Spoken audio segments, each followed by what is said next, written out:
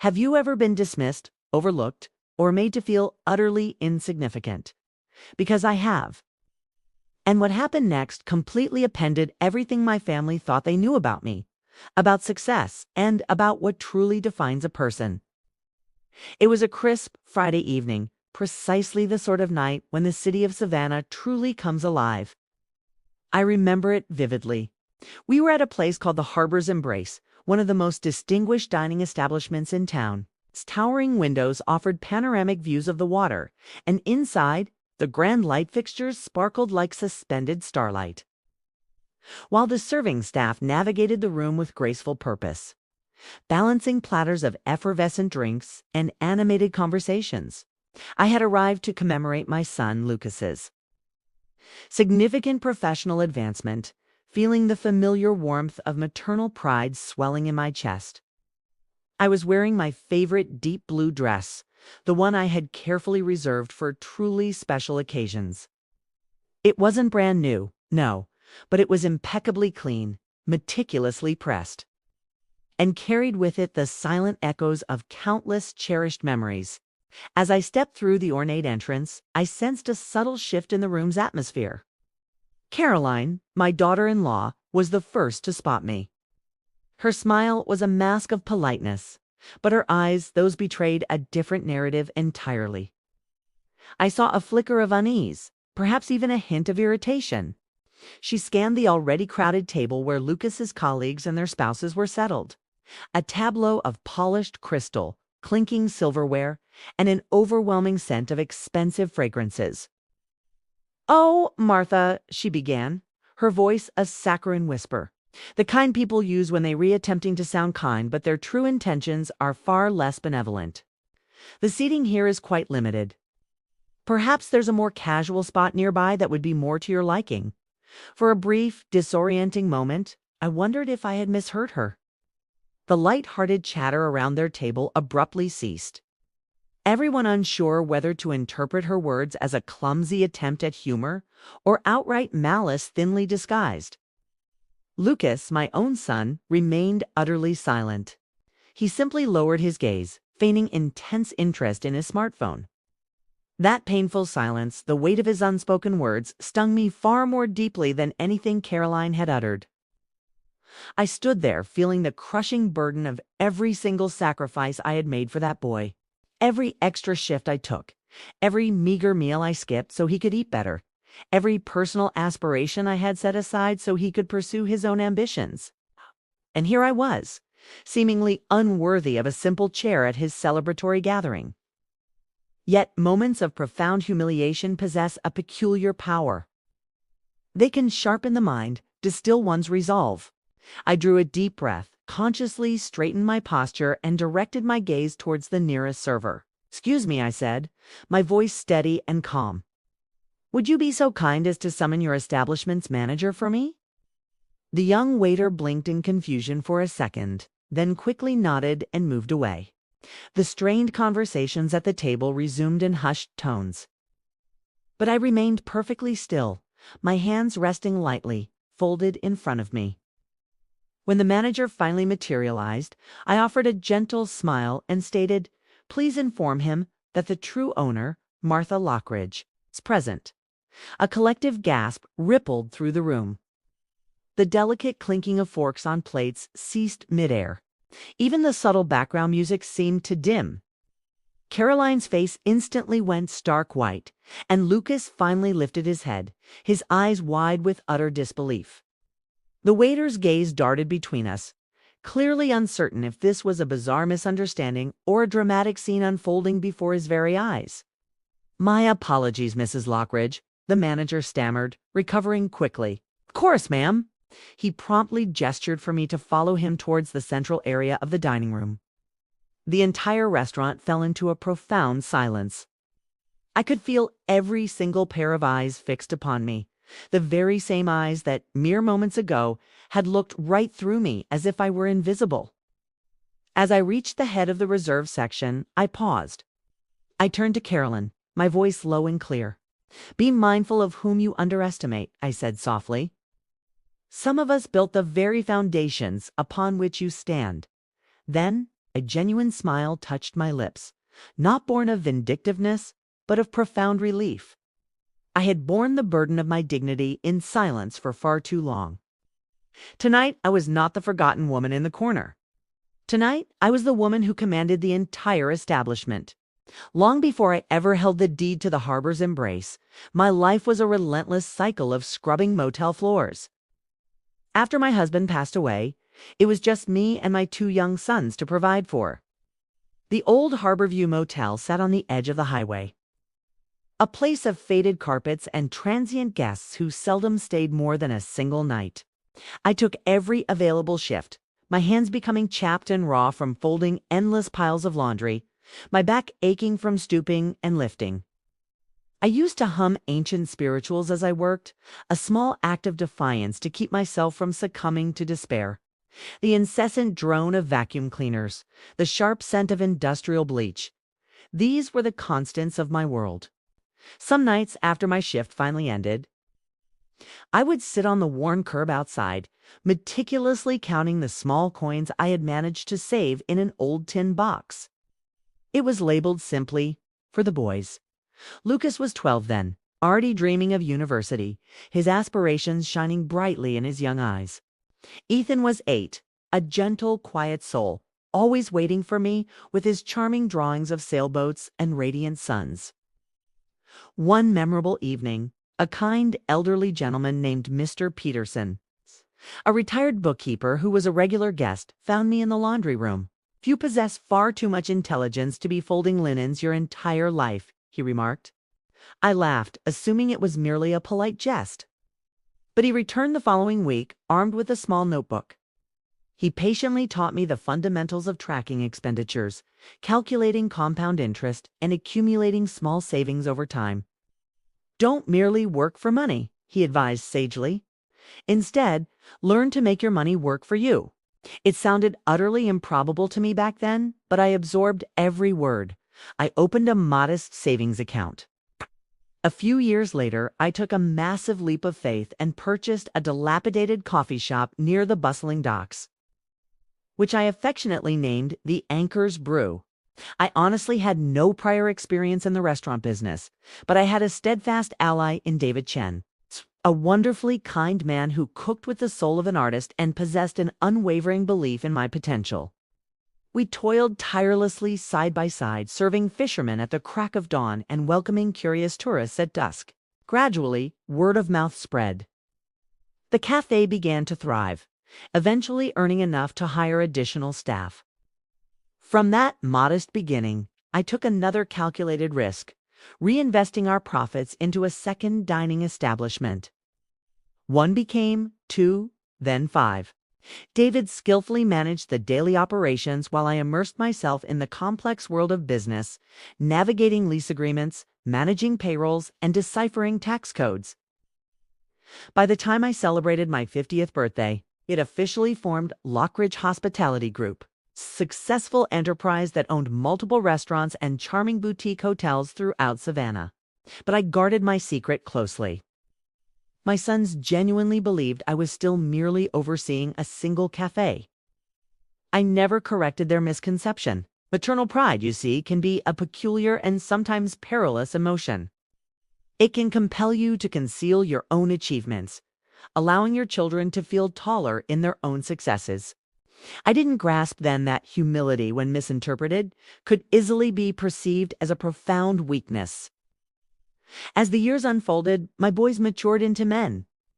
Lucas, the relentlessly ambitious one, ascended rapidly within the banking sector, his career trajectory soaring.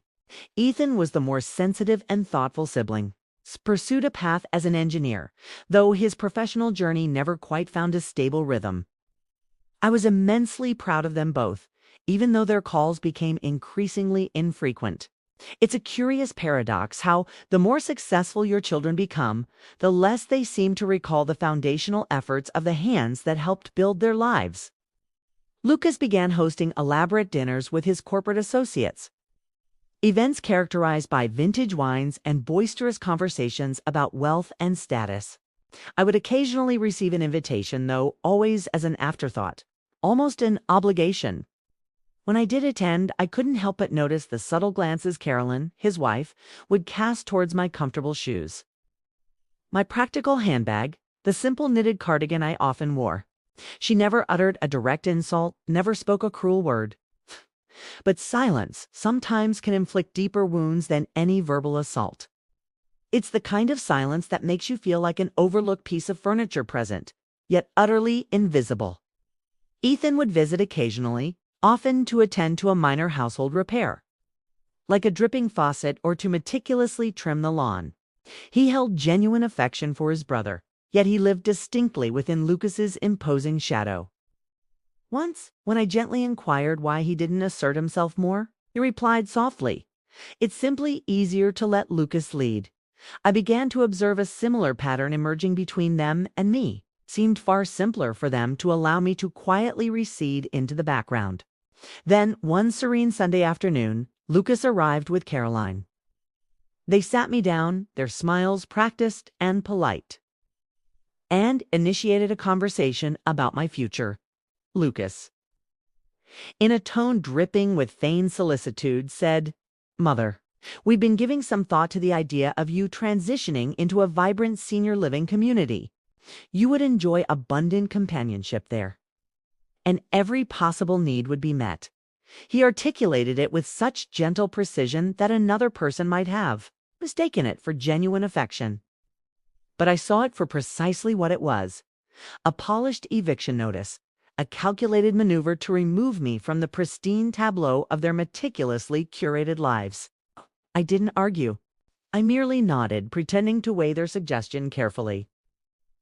But deep within, a resolute decision had already solidified. If they desired my departure from their world, I would indeed leave, but not without leaving an indelible mark. That very evening, I retrieved an old dictation recorder from my desk drawer. I began meticulously preserving every voicemail, every casual conversation. At that juncture, I wasn't contemplating vengeance. I was simply accumulating irrefutable truth, for I instinctively knew that one day the truth would resound far more powerfully than any of their carefully constructed pleasantries. The night of the dinner felt almost predestined, as if life itself had meticulously arranged every detail.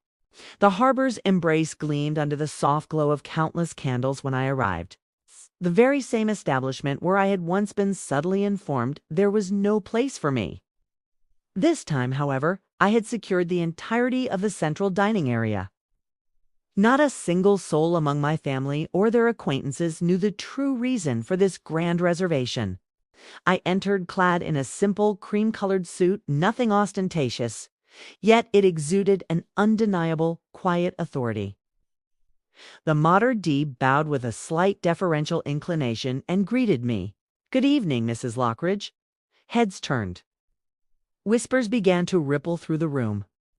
Caroline's effusive laughter abruptly ceased mid-sentence. Lucas froze when his gaze met mine. He likely assumed I had once again arrived uninvited, an unwelcome intrusion. "Mother?" he said, his voice laced with caution. I was under the impression this was a private engagement. "Oh, it is," I replied, my tone level.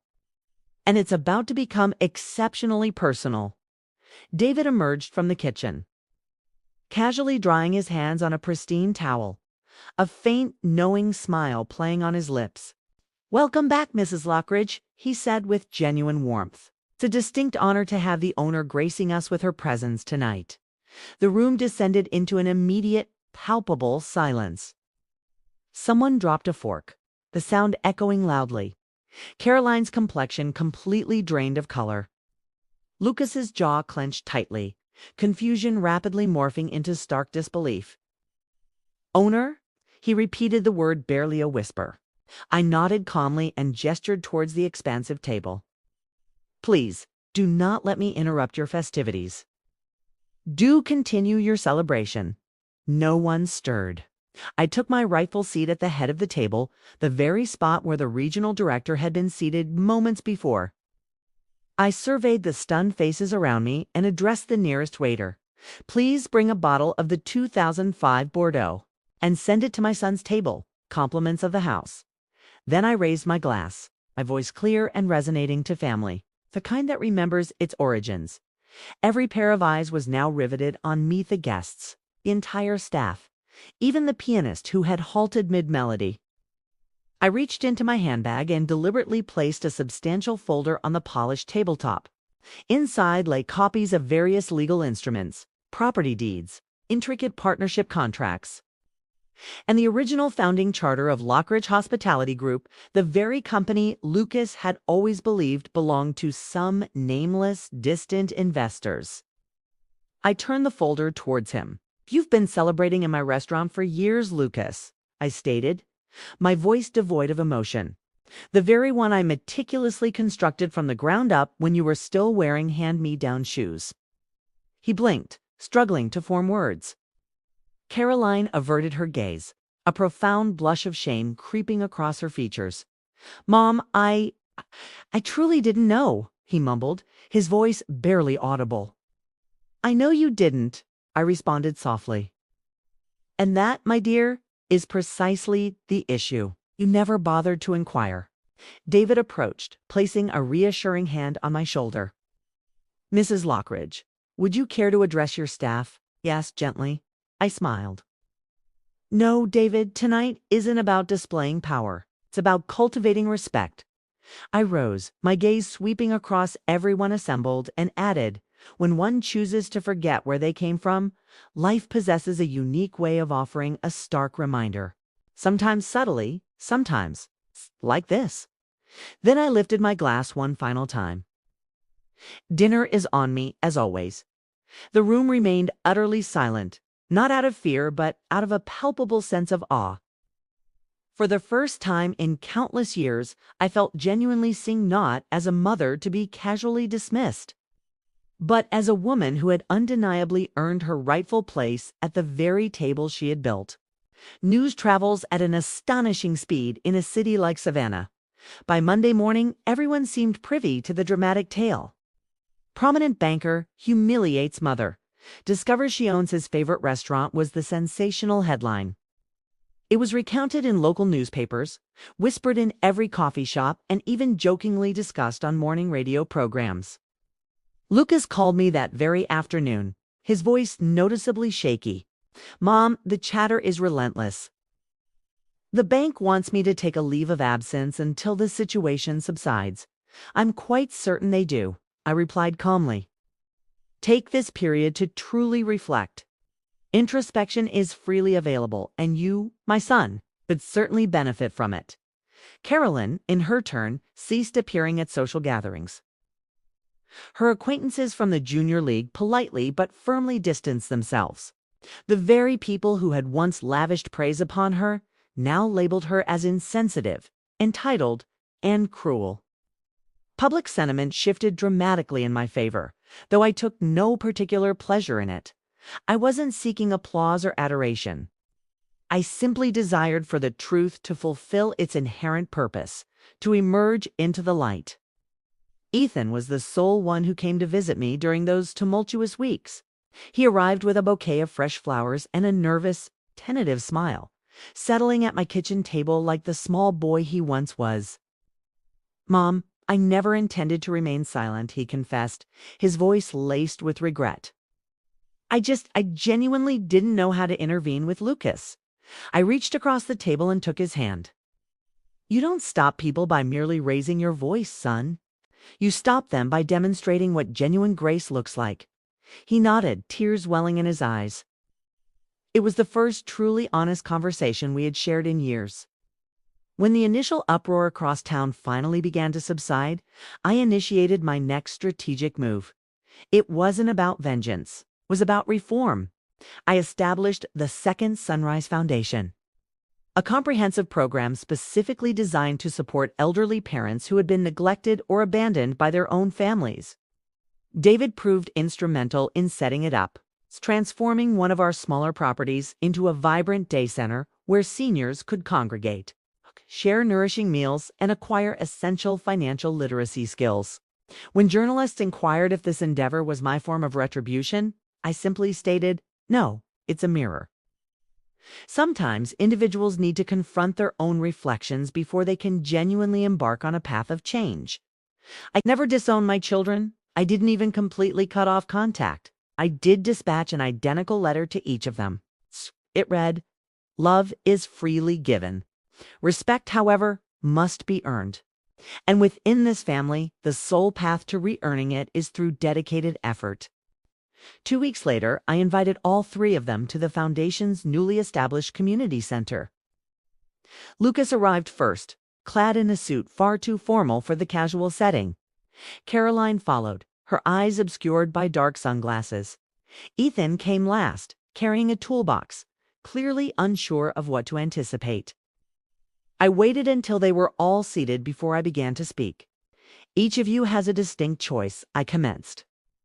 "You can depart right now and continue living as though nothing has transpired. Or you can remain and diligently strive to reclaim the respect that has been lost. But be forewarned, it will not be an easy undertaking." Carolyn furrowed her brow. "What precisely do you mean? Earn it?" I presented her with an envelope. Inside was a meticulously detailed work schedule, dishwashing and kitchen preparation shifts at the Harbor's Embrace. 5 days a week. She gasped audibly. Lucas stared at his own document. Janitorial responsibilities at Lockridge Hospitality's main office downtown. Ethan's assignment was different. General maintenance and repairs at the Foundation's senior apartments. Lucas scoffed, a sneer twisting his lips. "Ah, this is utterly absurd. You expect us to clean floors? Ah." I met his gaze steadily. "Those very floors, Lucas, paid for your university degree." He fell into a stunned silence. "This is not a punitive measure," I continued, my voice firm yet calm. "It is an educational one. You have forgotten the inherent dignity of honest labor. I wish for you to rediscover it." The initial few days proved immensely challenging for them. Lucas called me absolutely furious after someone from his former banking office spotted him mopping the lobby floor. "People are openly mocking me." He fumed. "Good," I calmly retorted. "Let them." Humility often begins precisely where pride hurts the most. Carolyn nearly abandoned her post on her third shift. A diner clandestinely filmed her washing dishes and uploaded the footage online. The video rapidly achieved viral status, accompanied by the biting caption, "Socialite scrubs plates at her mother-in-law's restaurant." She remained sequestered in her home for days, but David visited her, leaving a concise note that read, "True strength isn't found in being universally admired. It's found in the courage to show up, again and again." The following morning, she returned to the kitchen. Ethan, on the other hand, discovered a quiet sense of fulfillment in his work. He diligently mended leaky pipes and replaced burnt-out light bulbs for the elderly residents, many of whom reminded him of his own mother. One woman embraced him warmly and whispered, "You possess such kind hands, son. Never allow shame to extinguish that kindness." That night, he wept silently in the deserted parking lot. Months slowly transitioned into a year. Rough calluses replaced their soft, pampered palms. Empty apologies gradually transformed into tangible actions. Slowly, the arrogance in their voices softened, replaced by a nascent sense of genuine gratitude. When I observed Lucas patiently instructing a new janitor on the proper technique for polishing marble floors, a quiet smile played on my lips. For the first time in many years, he resembled the man I had always hoped he would become. The work hadn't merely cleaned their hands. It had, in a profound way, cleansed their hearts. 3 months later, I extended an invitation for them to dine at my modest old house. There were no grand gestures, no elaborate fuss, no fancy place settings, just my well-worn wooden kitchen table, 3 simple chairs, and the comforting aroma of roast chicken wafting through the air. It was the very same meal I had prepared for them countless times when they were small children. They arrived quietly, clearly unsure whether they were now considered guests or still students enduring a difficult lesson.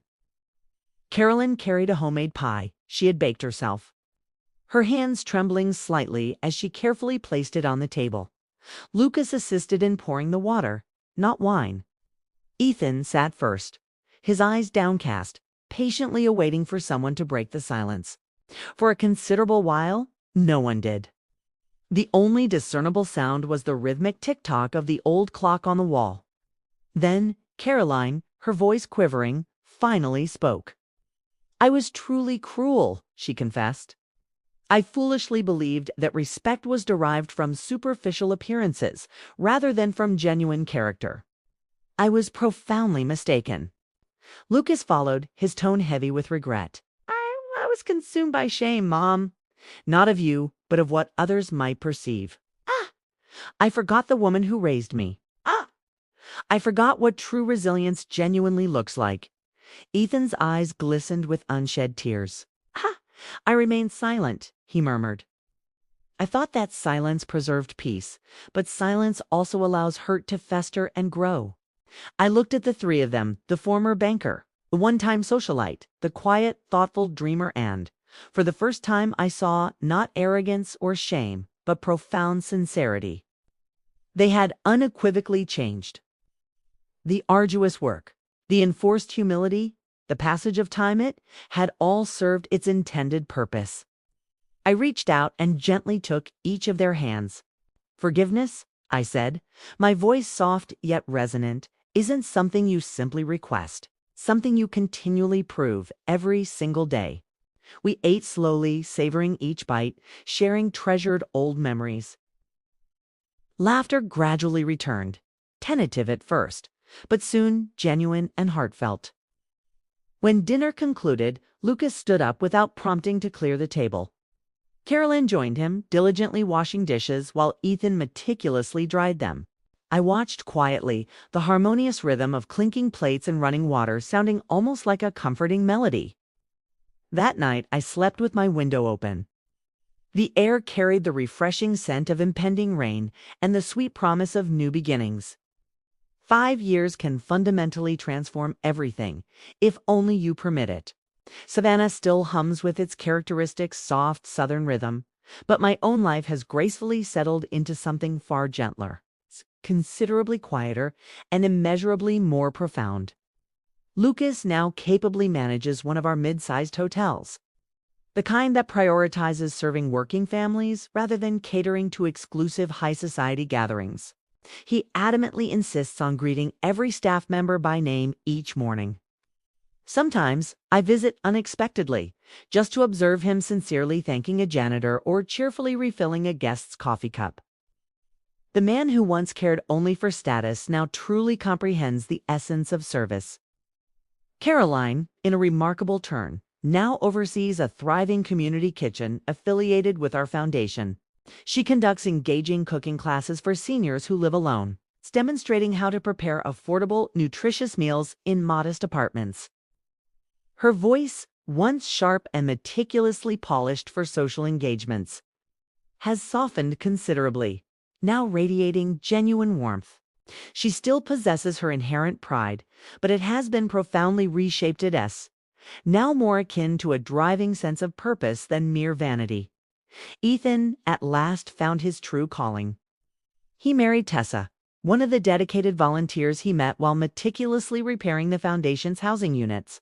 Together, they now jointly manage a program titled Build with Respect, where young individuals learn fundamental home repair skills while actively contributing to low-income families.